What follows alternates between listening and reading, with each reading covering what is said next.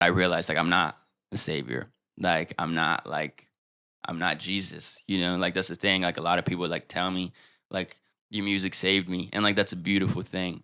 Um, but especially like hearing that as like at like a really young age, like it put a lot of pressure on me for sure. To where now, like I said, I think I definitely have to just create the art for myself, because putting that expectation on myself of like, oh, I've got to do this to save somebody else, because I felt like I needed a savior that, oh, well, if I could be this for somebody else, I got to do it. It's like it's unrealistic to put that expectation on myself. This is Sad Boy Radio. What's going on, everybody? Welcome back to Sad Boy Radio. It's our second day out here in LA, and shit, we got a very special guest. Man, you've been at it for a long time, since 2014, right? I would have been 12 at that age. It was more like 2017. Okay, Yeah. 2017, but you've been at it since like 14, 15. Yeah, My bad. yeah. I forget you're not like me. I was born in 2000, but man, That's only 2 years before me. you've been able to grow so far, right? You had 339,000 monthly listeners on Spotify. You got 706,000 subscribers on YouTube. Huge advocate for mental health. Go ahead and introduce yourself, bro. My name is Presence. I'm here today with Sad Boy Radio. I just write songs about my life, man. You asked me how Sad Boy Radio came. How the hell did did you come up with that shit? That actually would have been like 2014, honestly. I would have been like 12 years old. I wasn't making music, but I had a notebook just like the one you're holding right now. It literally looked almost identical. It was a notebook my therapist gave me because I used to have like real bad panic attacks starting at like 11 years old. My parents recognized that. They put me in therapy. And my therapist told me like, write your feelings down, so I just journal entries, writing everything down. But it wasn't just that. It was like sketches. It was, my way of like wrapping around what was going on in here. And on one of the last pages, I just randomly scribbled the word like presence all over it. And then so when I started having some traction with my music when I was, like 14, 15 years old, my YouTube channel name was just Jonathan Martinez, and I wasn't allowed to have any social media. So I was like, shit, man, like if it stays like this, my parents are going to find this real easy. I remember that notebook I had. I remember I scribbled presence all over it, and it just felt like, the name kind of chose me. And so I changed the YouTube channel name to Presence. Yeah, it's been like that ever since, man. So then now looking at it, what does that represent to you? The word presence, the name presence. For me, it's cool because it's like all encompassing in that it's like we talk about music, we talk about like stage presence or like presence on the mic and like things like that, and that was like part of the reason I chose the name at that age. Is I thought I was so clever with it, But for me, it's that, it's like letting people, because presence, I mean, really, it's just like being present. It's the state of like being and just being there. And that's really like what I'm all about, is just like finding hope and like peace in just like what's around you. And I think that name kind of encompasses that. And I try to, show that through my music. Do you think there's a point where you might change the name? Just go Jonathan Martinez? Nah, at this point, I'm too deep into this. Yeah. It's like people see me and it's like, oh, yo, what up, Prez? Now taking you back right to YouTube, your YouTube days. You've been at it since you were 14. What was it, a Honda Civic? Honda Accord, yeah. What was it that pushed you to start creating these videos in the first place? Like I said, I wasn't allowed to have any social media, so it was really just like curiosity at the time. I wasn't on Instagram, I wasn't on Twitter, none of that. Like, and I was able to watch YouTube. I wasn't able to like post on there, but so that's how I was getting all of my media. It was just like watching people on YouTube, and I just thought it'd be cool to post my stuff. A lot of these freestyles that you were doing, a lot of these remixes and videos you were doing, they were expressing certain emotions that you were going through. What do you feel like it was that you needed to express through these videos? I think I felt very misunderstood from a pretty young age, just even given how young I started experiencing anxiety and like panic attacks and whatnot. And that like really took a toll on me from a young age. It's like when I was in middle school, when I was in 6th grade, I got like so sick. And I just I had like this cough that like wouldn't go away. I went to all these doctors and everybody was trying to figure out what was wrong with me, till eventually like they found out like, oh, this kid has like what's called a habitual cough. And it was just like an anxiety response. I had tics before that as early as like 3rd grade, where I would like mess with my fingers, or I'd like suck in my stomach, or I'd like do this with my eyes all day. but then eventually it became where it was just like a response to like cough, and so like things like that. I mean, I felt, I didn't know what was wrong with me. Nobody kind of around me knew what was wrong with me, and so I felt like just very isolated in a lot of ways. I think my parents understood me in some regard because like they struggle with anxiety, but outside of that, it was like people my age. I felt like just didn't they get what I was going through. Like people used to like mess with me because I'd like play with my fingers, and they'd be like, you throwing up gang signs, whatever. And I'm just like having like a little panic attack, but like that was my response. And so for me, like I said, I just started writing as an outlet. That was like my therapist told me, like, write your feelings down. And eventually it turned into songs and whatnot. But I started writing because like I needed to get those things out of me. I needed to start understanding myself a little bit more. And even just writing those things down, I think helped me in this mind that felt like there was 100 things going on at once. When I was able to write something down, I was able to pinpoint exactly like, okay, this is what got pulled out of me, and read that back, and this is what I'm going through. What do you feel like it helped you learn about yourself? I am different, but like that ain't a bad thing. And I think through that and through me releasing these videos, though, honestly, it helped me realize like I'm not as alone as I thought I was. Like I remember the first time, obviously I posted in that comment section and I posted the video and I'm talking about my feelings and stuff. There's a lot of people like, oh man, like I really relate to this. And it was a bunch of kids that felt alone from like all over the world. And that to me as well was like, okay, like maybe we're alone in our little small town or whatever, but in the grand scheme of things, there's a lot of other people that are really feeling what I'm feeling right now. Um, yeah, so I learned about myself, but I also learned about the world around me through writing and sharing that with people. You have this want to know who is out there that feels the same way. You know what I'm saying? Like for me, I have this constant my anxiety I feel like stems from OCD. And that's because I always feel like certain things have to happen a certain way. And if they don't, I get overstimulated and I worry that everything's gonna go bad. Like I'm sure you know what OCD is and like the thought process. So I have this constant anxiety and I didn't talk about it until probably I was 2 years into the podcast. And that was the first time I really talked about it. And it was only because the guest that week, I asked her the same question I asked you, what thoughts are weighing on your mind currently? And she's like, just this constant, constant need to make sure things are okay because of my OCD. And I'm like, damn, that's crazy. Like, there's people out here doing this shit, the music shit, going through the same struggles for real. Now, anxiety has followed you for a long time, right? You really addressed this in the song Dear Depression. It's got what, 13 million? I don't know, something like that. Something like that on Spotify. And in the song, you say, I'm not okay sometimes, and that sometimes is a bit daunting. The way that I create imaginary scenarios in my head and fear them to the point it gives me existential dread. In what ways have you seen this anxiety continue to affect your life and almost derail certain moments at times? It's like a daily thing, to like kind of pinpoint like a specific moment is a little difficult because it felt like, it's like this constant thing where I'm, I mean, I've learned to control it at this point, but like I said, I'll have panic attacks that just kind of happen. It was definitely hard growing up, like I said, but then even like getting older and going into music and whatnot. Like being on stage and having a panic attack, like it's happened to me before. Like it's not fun. And being in the space that I'm in now in music and like having anxiety and really seeing like these metrics are so like visible to you, like how many people are seeing your stuff and engaging and liking, like that is very like anxiety inducing as well. And that's something that I've been dealing with since I was like 15 years old. I remember the first time I went, like viral when I was 15.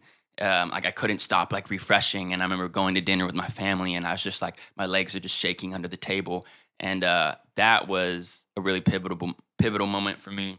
Because I ended up really like isolating myself from people like already even more than I already was. And I was like, I'm just going to focus on this music. And I just kind of like drove myself crazy in that process. And I went through a long span of just trying to like create for these people that like existed on my phone.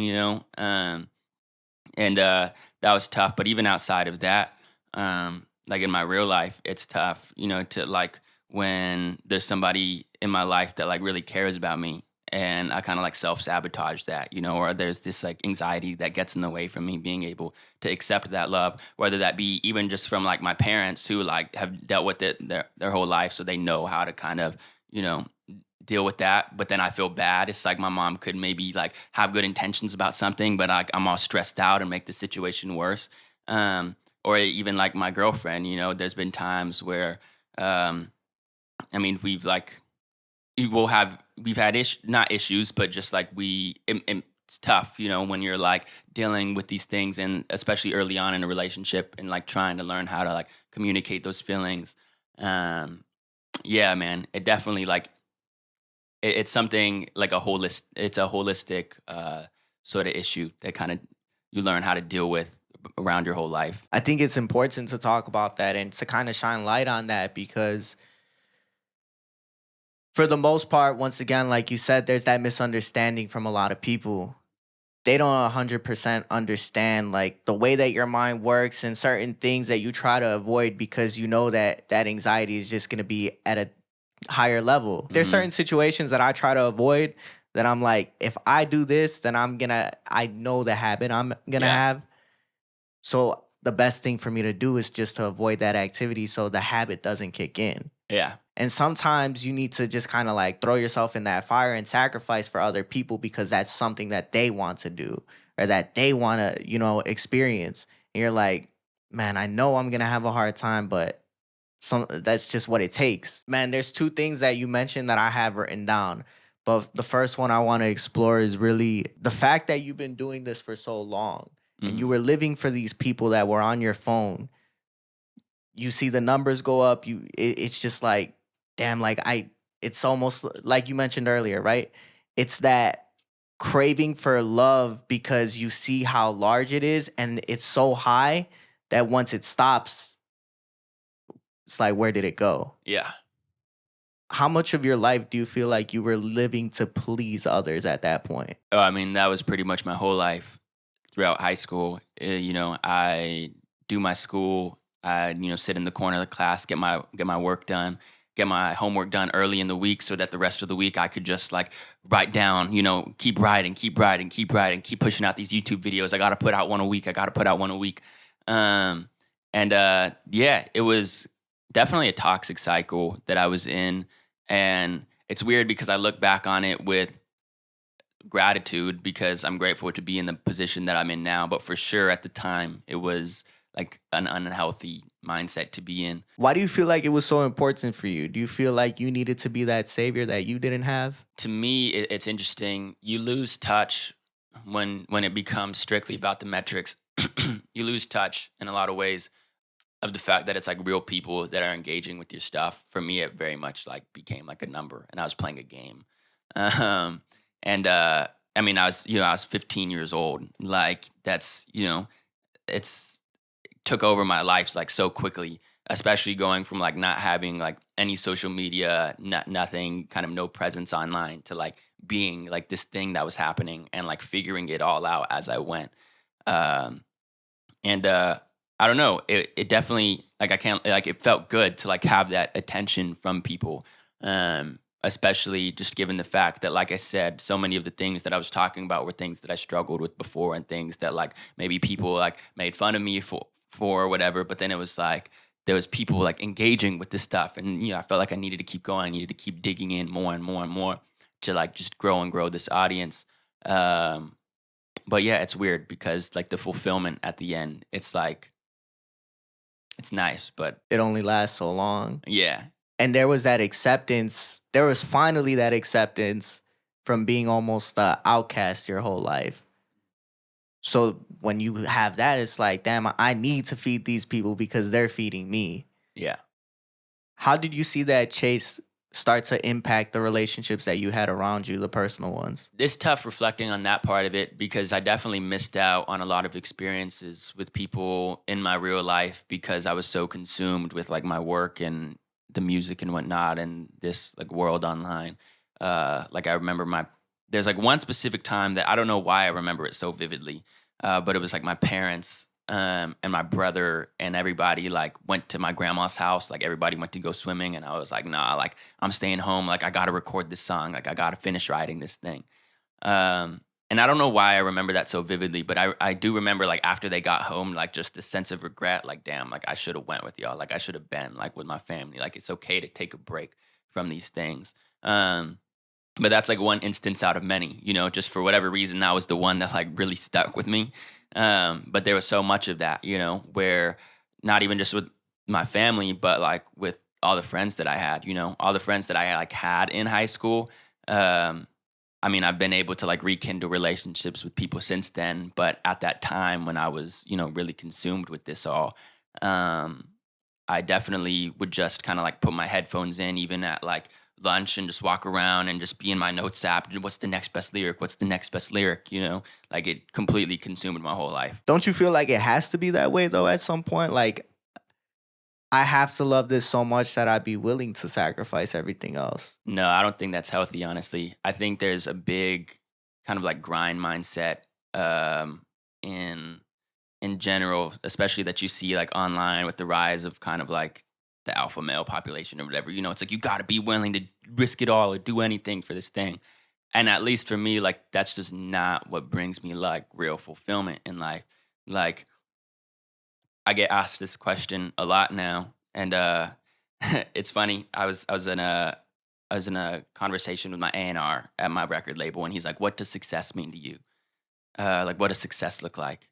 I was like, probably like starting a family, like having kids. And he's like, I meant like in music. I was like, oh shit, But like to me, like that's not where my head goes at this point. And like, oh yeah, that's what success looks like. It's having this amount of money or having this amount of followers, this amount of influence. Like to me, it's like just having a direct impact on in the people like in my immediate circle. Like for me, the reason I do this is from it's a healing process for myself, and like that's really the main thing that like makes this thing so exciting to me now, is that I'm able to make stuff that I'm passionate about with people that I love around me. Like my co-writers and my producer, they're like my brothers at this point, And then my actual family, like that's the reason I do this. I have my girlfriend, I have my mom, I have my dad, I have my brother. I'm really seeing the impact that I make on in a real life. And then I have like my little cousins, who are basically like my little sisters, and like seeing them influenced by the new music. I like Past Life. My most recent song came out. I went to go pick them up from school, and we get in the car, and at that point I was like, man, like this song isn't performing as well as like Scared of the Fall was day one. And then they come in and they're like, John, like your new song came out, like put it on. And I put like Past Life on, and they already knew all the words and they're singing it along with me. Like this is the reason I do this, to have that interaction with them. Like to me, that's worth more than Dear Depression having 13 million streams, Like that's the reason that I do this. To me, that's the immediate circle that makes this all worth it. It's like having that relationship with my family. It's not I'm not willing to give that all up, And I think I've realized recently, especially I was just at like South by Southwest in Austin, and there's like a lot of industry there. There's a lot of like music people, and I've realized like I'm very different from most of the people in this space in that way, and that like I'm not willing to do anything for this. And especially with like the shift in my sound and everything, there's a lot of people who are like very excited about the music, and they're like, man, like you're gonna be a star and this and that. And I appreciate that a ton, but to me it's like, and like that all sounds cool, but like that's not the stuff that I dream about. People ask like, what do you dream about? And for me, I dream about traveling the world with my girlfriend, like, and eventually making her my wife. And I dream about being able to buy a bigger house for my parents. And I dream about coaching. Like those are the things that I dream about. And I don't think it is healthy to be willing to risk that all for a little bit of clout, a little bit of fame, a little bit of money. Because I mean, like J. Cole has the song "Love Yours," where he says like, "There's no such thing as a life that's better than yours." Like I miss when he's like, "It's great having this money, but I miss that connection." I miss being able to really have that with my family. And I realized, as I've gotten more and more like popular and more money in my bank account, it's like, yeah, this is cool up to a certain extent. Like it's great to have that security. Like that's what it is like it's a blanket for me. I'm able to protect the people in my immediate circle. Like that to me is what's worth it. That's what, like, I don't care about moving to the city. Like I don't care about, being in LA. Like I just want to be like with my people, with my family, with my friends. Like I just care about like making music that like fulfills my soul, being with the people that I love and hooping, man. Like that's my life, honestly. Do you think that's a result of having success so early on in your life? Probably to some extent, because I will say I definitely do speak from like at this point a like privileged perspective to be able to say, because I already went through that grind state, to be able to say like, oh, it's not about like that grind for me. Because like I said, I do have that security, so maybe there is some of that it comes from. Um, but I don't know. Also, like I was like pushing so hard and so hard, from such a young age. And there was so many, I've realized like as I've gotten older and bigger, it's like people like want a lot out of you, like in in this space. I'm not even just in the music industry, in life in general. Like if people see something in you, obviously like that's great and they want the best for you, but they also, to some extent, there's a lot of people who like, how can this like benefit me? When really I think I've just started to kind of like put myself first. What do you feel like it took for you to get to that point, though, to understand that it needs to be you that comes first? I think there was just too many people in my life that died. Like honestly, I've experienced so much grief since, I mean, my whole life. I was gonna say since a certain age, but it feels like constantly as I've gotten older, there's always like somebody that's like just gone. And I think enough of that happened in my life. Um, and a lot of it happened at a very particular moment. Um, all at once. At one, like that was kind of, I think, the big turning point for me. Uh, because obviously there was COVID that happened, and I was all locked up by myself for a while. And even prior to that, like that's just how I lived. Like I was just in my room all the time. Once the world started kind of like started opening up again, I was like, okay, like I've built some security for myself. Like let me go see the world. And I went on a trip. I planned this like month-long trip to Europe. I have a producer who lives in France that I've worked with for a long time. I went to go meet him and just like spend some time over there for a month. And I had like the time of my life, just getting out of California and just going to see stuff. I flew in with my parents, which was I was super grateful for. I was able to see some things with them, and then I spent some time with my producer friend, and my girlfriend came, and I spent some time with her, and it was just like the most beautiful month of my life. And then I get back on the plane ride home, and I'm like so excited to like tell my dad about everything I did like after they left that first week. And on the drive home, my dad's like, "Oh yeah, like we got to go to a funeral right now." Oh shit, he's like, and like your mom, she's been taken care of. Like now he's got like liver failure. Don't know if he's gonna live. Ah shit. And she's been taking care of. And this is all like on the drive back, just from I'm like, Jesus Christ, man. Like, and they didn't want to tell me nothing over there. They didn't want to freak me out. Like there was nothing I could do about it over there. But then I just got hit with all of this at once, and I just became like super numb for a minute.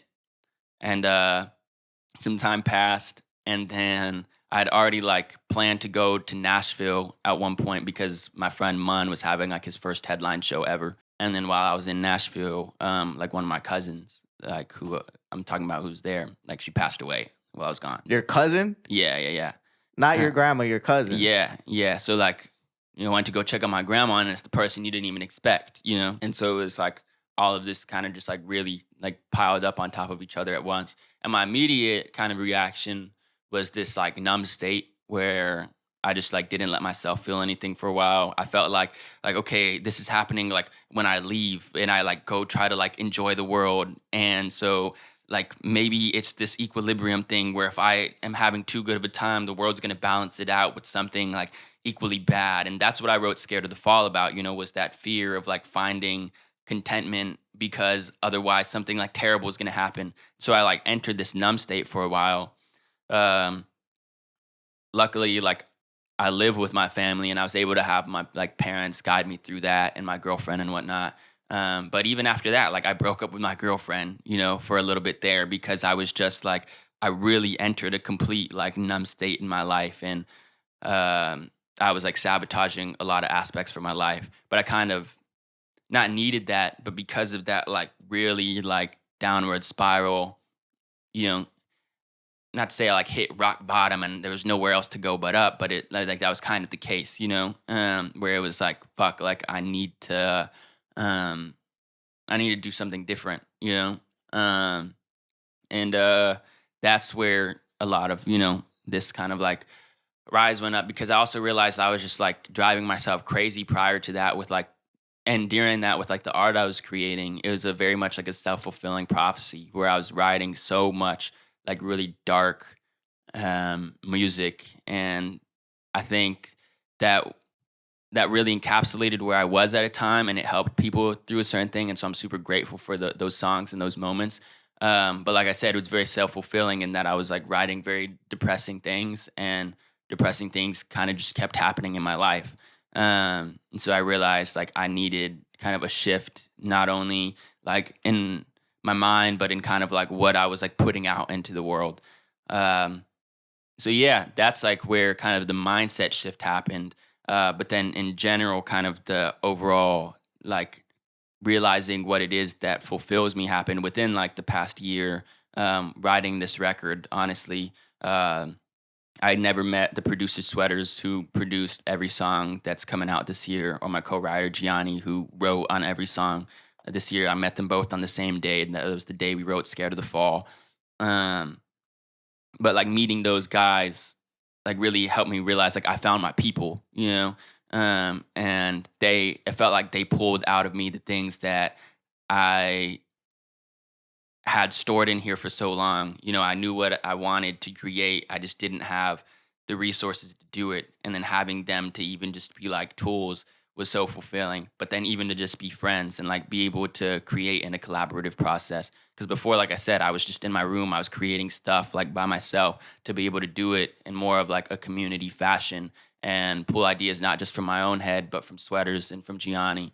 And to be able to write like "Scared of the Fall," and then we wrote "Running Back to You" the same day, which is the next song that comes out. I was like, oh man, like I found my people, and I just like kept going back to them. And through that, I realized like, oh man, I do love making music. Because for a while, I fell out of love with it. I was in that numb state. I was in this, man, I just keep doing the same thing over and over. I'm in this self-fulfilling prophecy.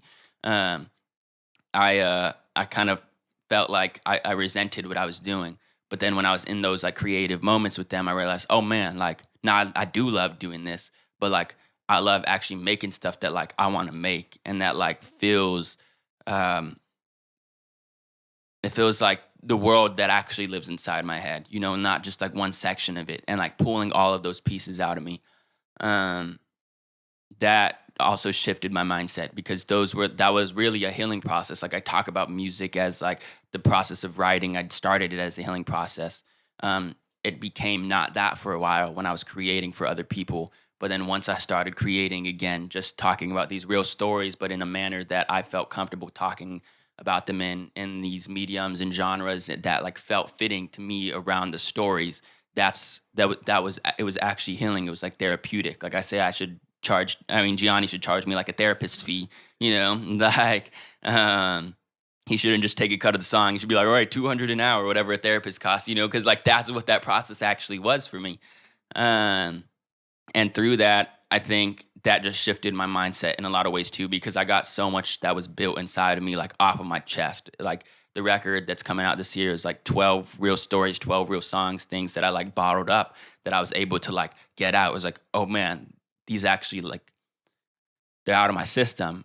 And then I have these songs now that like my parents have heard, and they're like, man, this was healing for us, like we went through this all together. So to be able to like share this with them, like that's what's made me realize like, oh, like this is what it's about. Like regardless of how well these songs do, and I'm super proud of them, and I want them to be successful, because I feel like they deserve it. Like that's a weird thing to say, because from my whole life, I've always been like self-deprecating. But I'm like super proud of what I've created. And so like, that's the reason I do want to like keep pushing it and being like, hey, like I made this cool thing. I think you might like it, but it's not so much that like, that's what is the end all be all for me. Like that's the satisfaction. That's the fulfillment. For me, it was just creating the stuff in general.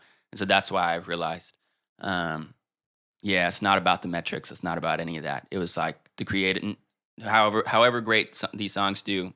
Like nothing's gonna beat that feeling of just riding it for the first time with Gianni and Sweaters, and then being able to get in the car and my cousins listening to it or my parents, and them actually like not only relating to what's being said, but like enjoying it. Like, oh man, this is fun music to listen to. Because it's taking a different turn for real. It's very uplifting. Like, even though the situations are sad or the situations aren't like the most upbeat ones, right? The way that you deliver it, the music that you're putting behind it, it carries a different meaning and it almost feels more hopeful than like there is no hope at all.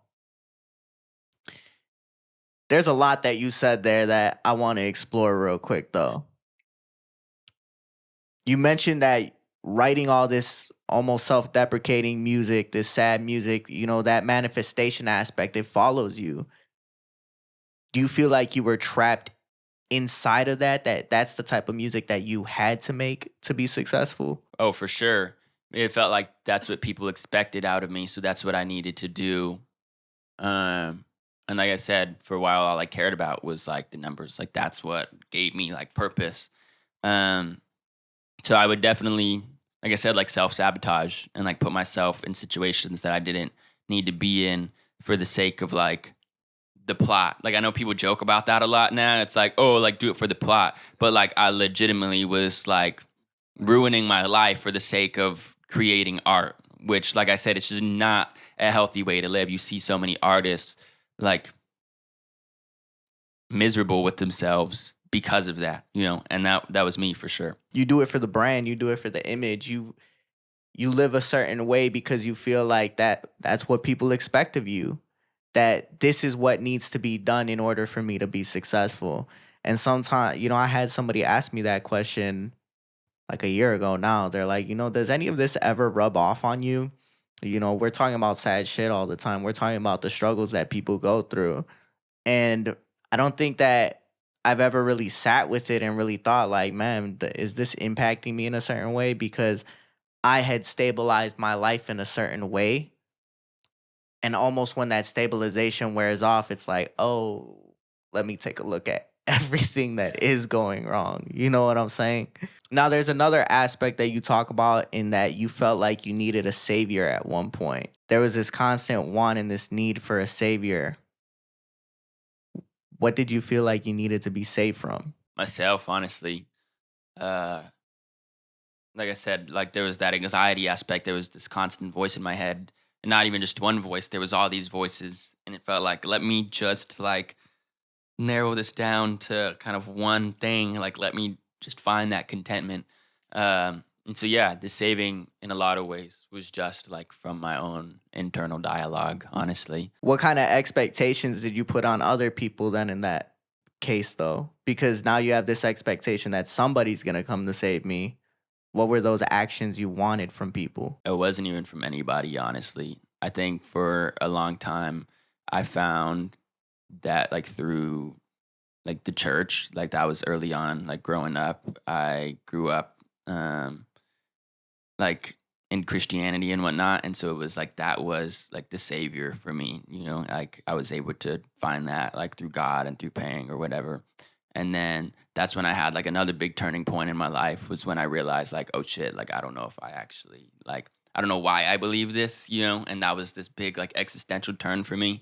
A whole other plot arc. But then yeah, I don't know. And then so that's when I kind of maybe started losing the thought of like necessarily needing a savior, more so like finding it within me, like learning how to save myself, I guess, in other ways. Because that's the thing. As much as it like felt like I needed a savior, I've always been the type to like not always. I'll ask for help, but I'm not the type to like really expect a ton out of people. And I don't know if that's just like the people pleaser in me. It's funny. I growing up, I had a sign on my wall that said like "Give more, expect less." And so that was kind of always my like mindset is like put more into this world, like expect less from other people. It's funny now as I've gotten older and like it's still in there, but my mom She's also kind of always been a people pleaser, and so there was now she fucking wrote on a big old like white piece of paper and slapped it over there. Now it says "Give less, expect more," which is funny, because like our whole lives, like we've just like lived this like as this shell of like trying, this anxiety of like, oh, I don't want to overstep, I don't want to ask for too much from somebody, and like giving that to other people. So I'd say it's actually kind of the opposite. Like I never really like expected like a savior like out of like somebody else. I always just, I guess, just trying to like give that to the people that I could. But I realized like I'm not a savior. Like I'm not Jesus. Like that's the thing. Like a lot of people like tell me like your music saved me, and like that's a beautiful thing. But especially like hearing that as like at like a really young age, like it put a lot of pressure on me for sure.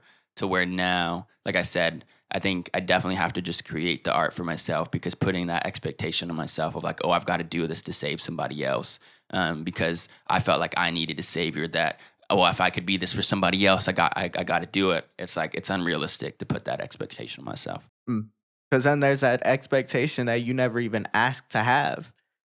There's people expecting things from you you don't even know. So it's like you got to just do it for yourself, for real, to really make it mean something. So then let's take it back to Scared of the Fall.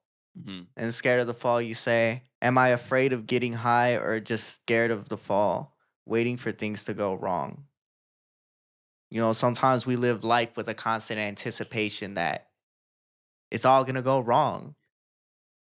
How have you seen that start to impact certain relationships and certain things you do in your life? It's kind of a lot of what I was talking about earlier, where I started like numbing myself, or kind of trying to like unnaturally balance things out, not let things get too good, like I said, because it's like something's gonna go wrong. Um, it was that like fear, that anxiety too, like when things are too good, that like uneasy feeling, like that, because that's where Scared of the Fall started.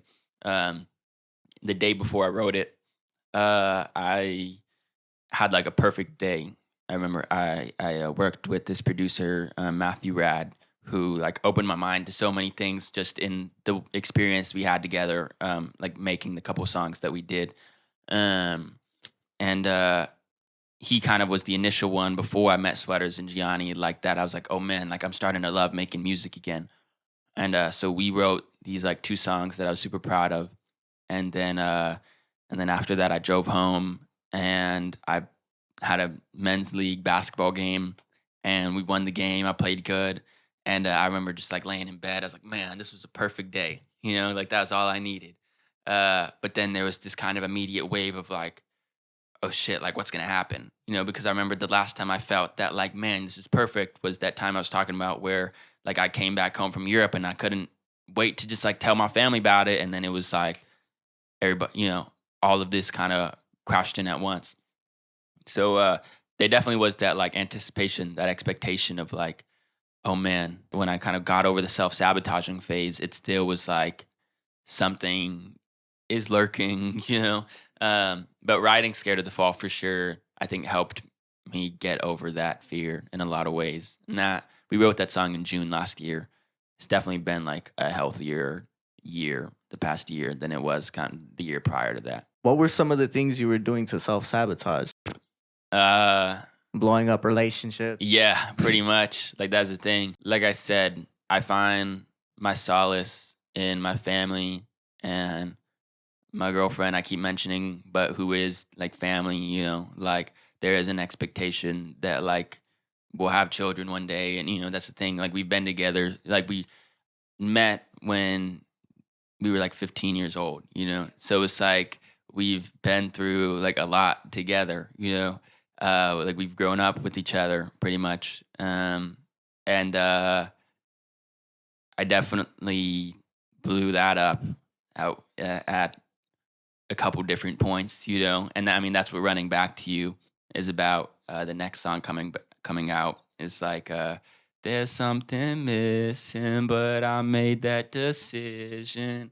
It's like that feeling of like um of regret after. But yeah, that was kind of the big imploding thing because she's the person that I spend all my time with at this point, you know, and like and she's the person I love doing everything with. So it's like when I lost her, kind of due to my own hand, a couple times. That was um, pretty stupid, and definitely like the biggest case of like self-sabotaging. It'd be like that, bro. You prevent yourself from allowing yourself to be happy because once again, sometimes that anticipation of failure, you don't even want to say you're happy. That I remember in my sophomore year of high school, the teacher, it was like the first day of school. He asked us like on a scale of 1 to 10, write down how happy you are. I was afraid to put down 10 because I just felt like something bad would happen. I put down 8 and then everything fell apart. And I'm like, fuck. So when somebody asked me like, are you happy? Are you happy with, this situation or circumstance? I'm like, man, I wish I could honestly tell you yes, but I'm afraid to tell you yes because if I tell you yes, some shit might happen. You know what I'm saying? Do you feel like mending that relationship and fixing those things that you self sabotage was necessary for you to heal? Absolutely. Um, I felt so uneasy without her. Um, and that beginning of last year ish, when yeah, when we like got back together, was kind of the beginning of when I said I went through that long like numb state. And that was, I got that was like summer when everything started in like August where everything went downhill. And then it was like kind of the rest of that year uh, that I was spiraling. And then like it broke up and I did all these things and it was, it, it was as bad. And then mending that relationship was definitely the most important one. Um, it gave us an opportunity to kind of like not restart, but like start in a way. I remember one thing I told her was um, I still think this to this day. It's something I think about often. It's um, like I want to be the person that like she sees me as. Like she's always viewed me in this light as like she always, this like beautiful individual that not necessarily can do no wrong, but like has like pure intentions and like cares about people. And like she views me as like this, like a good person. Um, and my goal is to like be that, like to be like what she sees me as. And I don't know if I could do that without her. She makes you want to be a better person. Yeah, exactly. It seems like you're in love for real. Where does past life come from? Have you watched that movie Past Lives by Celine Song? It's like a Korean movie. That was kind of like where the idea of the title came from. But when we were writing this record in general, we were pulling from a lot of like experiences that just happened like throughout the course of my life. Um, and just a lot of different feelings that I felt at like various different ages. And past life was one of those things where obviously it was a little play on words, but also just like talking about that feeling um, of like being. I mean, that song in general really is about that like kind of self sabotaging though. And like I remember when Hannah and I got back together, I told her I was like, or like before, I was like you don't have to deal with me anymore, As like just like um I don't know. I really was like I understand like if you don't like we've been through this before, Like we broke up before and we got back together. Like and then so like the second time we did it, it was like I told her like I understand, like if you don't want to do this. And we sat on it for a few days and like eventually like she called me and was like, we obviously like sitting here today talking to you about her, like we ended up mending things. But there was that feeling of like, so go for I become that person, like it's like go like do your thing, like I understand, like I don't want to hurt you anymore. But but also I do want to become that person that that you've always seen me as. And so that's kind of the flip side of it, where past life is more so just kind of strictly about like the one side of like, I understand if you like, if this isn't for you anymore. Which is the hard reality to accept if that person chooses that this really isn't for me anymore. It's not that that love's not there, but that it's just not a situation I want to stay in. Yeah. Was there ever a point where it truly felt irreparable? Not irreparable, no. Um, just like kind of knew it was going to take a lot of work. I asked that because of the song. Because there is a line in there. We can't go back to what the way it Yeah. was before. When I think of that, I'm like, damn. Sometimes shit is irreparable. Like, and that's the hard. That's when you fucked up. When you're the one that caused that. That's the hard reality to accept for real. Yeah, no, it didn't feel irreparable. But that line is like can't go back to the way it was. In a lot of ways, it's like, I mean, you can't like that. Like that's just like the nature of things. But it's like you could find like not like a new normal. I remember that was like the phrase during like COVID and stuff. But it's like kind of that's the the way to put it is like you find like you find yourselves where you're at now, like as individuals. It's like we're not kids anymore. Things have happened. Can't go back to like the way it was in that time. But like we could find like a new happy. Why do you feel like it's been so important for you to tell all these stories, right? From the bouts with anxiety, dealing with depression, these lost relationships, self-sabotage, going back to the relationship and fixing it. Writing these songs, it was literally just me like getting stuff off of my chest.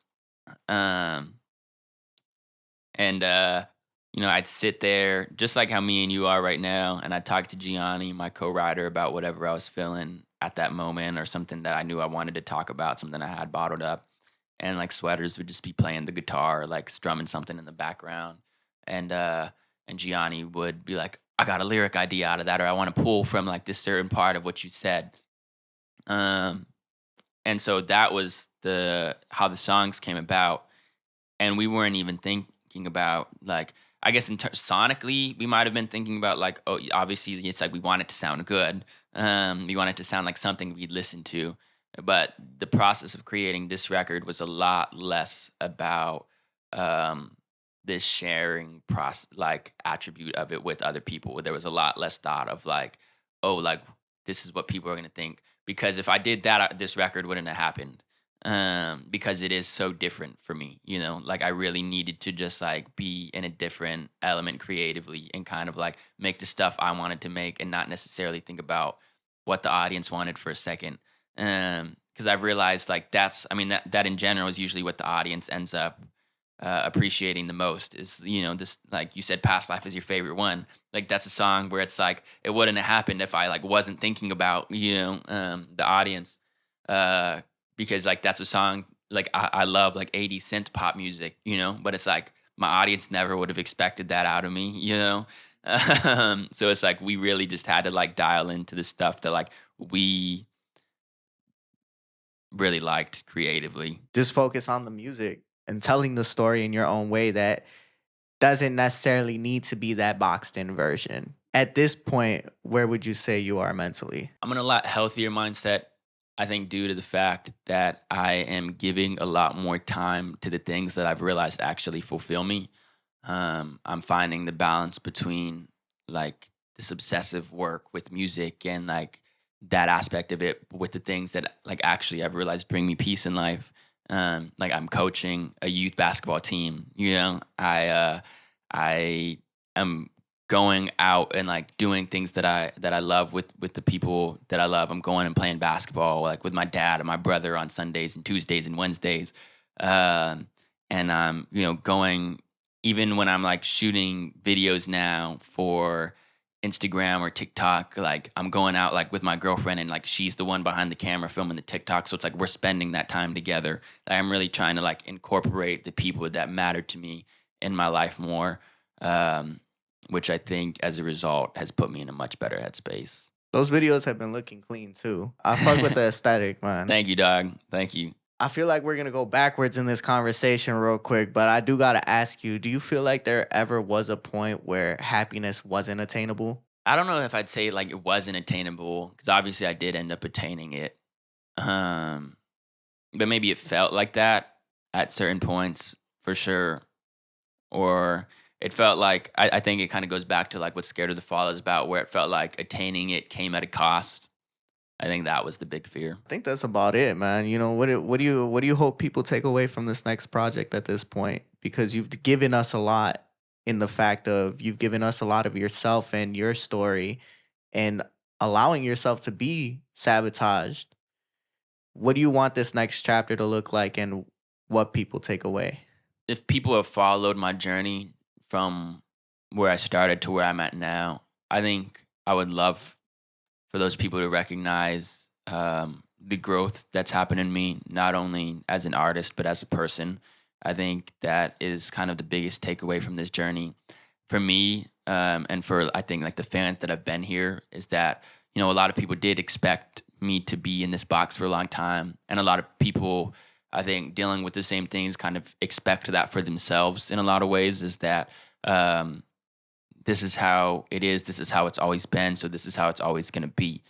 And I hope that my story and me being able to like grow as an individual, and though I'm still dealing with my anxiety and whatnot, people are able to see the growth that's happened in me and how much more fulfilled and happier and just at peace I am in general. And that people were able to be like, oh man, like maybe I could do that too. You know, like maybe there actually is a light at the end of the tunnel. And even for the people who are just now following along for the journey, I think sonically a lot of the music, it still talks about those very real things. You know, these maybe somber moments that happen in my life, but we intentionally um, made the songs feel more uplifting because it's like, okay, that's how I feel about the situation now. You know, like Past Life and Running Back to You, like there's songs that, you know, like feel upbeat and, you know, They feel hopeful. yeah, they feel hopeful because it's like, even though what I'm talking about is maybe a sad thing and it's like, oh, like me and my girlfriend broke up, it's like, but we got back together. And so like that's why I'm able to like write about it in that tone. Because when I really reflect on it, I look at it um, with hope and gratitude, and not like, man, like this was so terrible. I'm like, man, like we ended up working things out. So it's like, this is just a part of our story, you know? And that's how I view kind of every element of my life now, whether it be something, you know, great, or if it's something horrible that's sort of shaped me into who I am now. It's like, man, that was a part of my story. And because of that, I'm grateful for it. Shit, man. Well, I appreciate you sitting down with us. I do have one last question, man. Do you feel like when you were having that success so early on, right? Because you have millions of views on multiple videos.